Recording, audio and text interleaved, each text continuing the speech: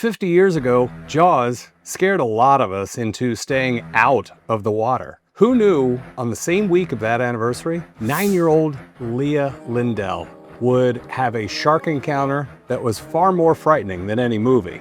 10-year-old Leah Lindell miraculously survived a shark attack that bit off her hand, leaving it dangling by a thin thread of skin. If you want to follow stories like this, hit like, hit subscribe, and please share.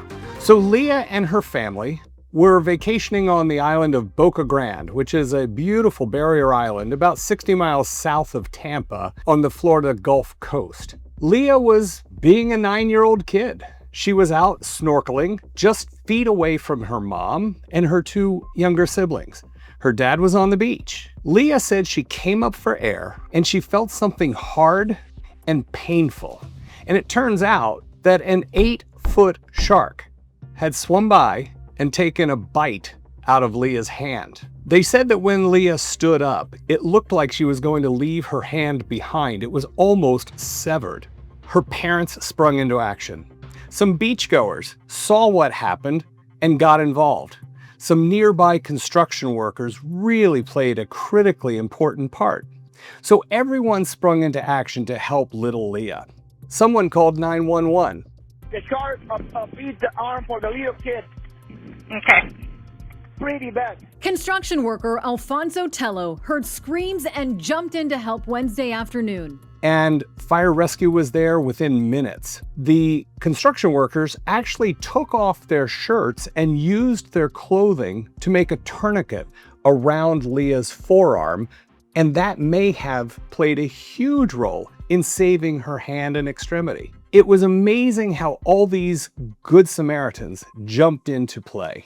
When fire rescue got there, they recognized the severity of the problem. They were told that an 8-foot shark had been seen swimming away from Leah, so they knew immediately that this was going to require the care that only a top-level trauma center could provide.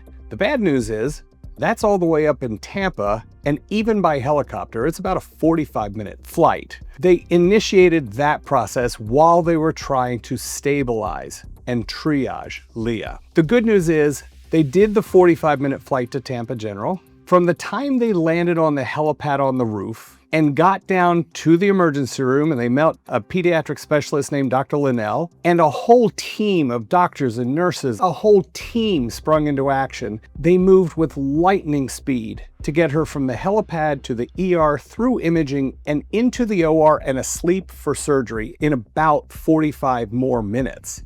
A hand specialist, an orthopedic surgeon with hand fellowship training named Dr. Al Hess, who, full disclosure, treated me for a crush injury of my hand about 3 years ago. Dr. Hess immediately began operating on Leah. Something he said was a little ironic and somewhat funny in the light of a good outcome. He said that because of the structure and shape of the shark's teeth, they acted more like razor blades rather than the rip and tear that most animals' teeth cause. So the cuts through Leah's muscle and blood vessels were almost as if a surgeon made them.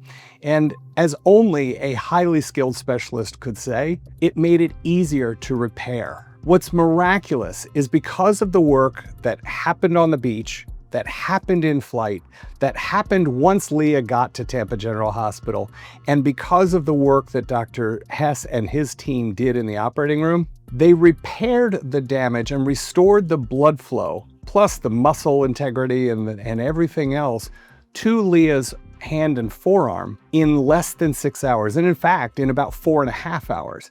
Why is that important? In traumas like this, you've got about 6 hours to reestablish a healthy connection of blood flow, after which the muscle starts to break down, other tissues start to break down, and damage becomes irreversible. As a result of the incredible work done by people from the shoreline to the operating room and beyond, Leah is expected to have a happy ending to this horror story. I know that we're going away for the 4th of July holiday. I know many of you will as well, and even more will be going on beach vacations this summer. We've all seen Jaws, and we're all in the back of our mind at least thinking about bum bum bum bum bum bum.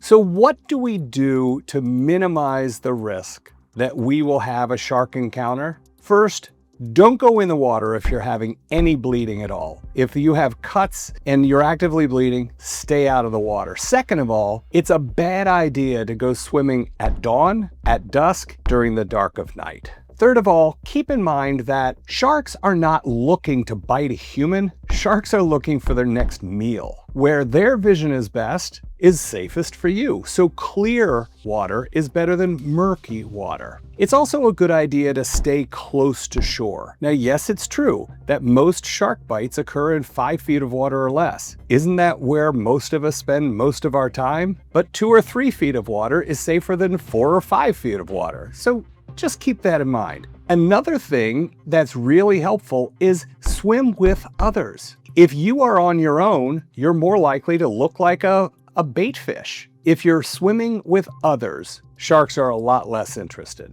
Which brings us to, what are you wearing? Avoid shiny jewelry, avoid any kind of sparkly bathing suits, and avoid 2 colors in particular. If you're wearing a white bathing suit, you look a lot like the underbelly of a fish. So you look more like a meal to the shark. So do not wear white. And then keep in mind, it's a fact. Surfers and divers actually refer to yellow bathing suits as yum yum yellow.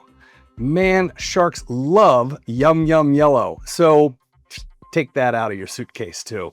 And if you look around and you see bait fish swimming rapidly in one direction, there's probably something chasing it. Boca Grande is the tarpon fishing capital of the world. Guess what? Sharks like to swim in behind the tarpon and eat them. It's not hard to mistake a 115-pound silver king from a 9-year-old girl. For better or for worse, that's probably what happened here. If you see the bait fish running, you should run too. It's really important that we stay safe over the summer every time we go in the water. And these are some easy common sense things you can do. It's always important that we take care of ourselves so that we can continue to take care of others. I'll see you again soon.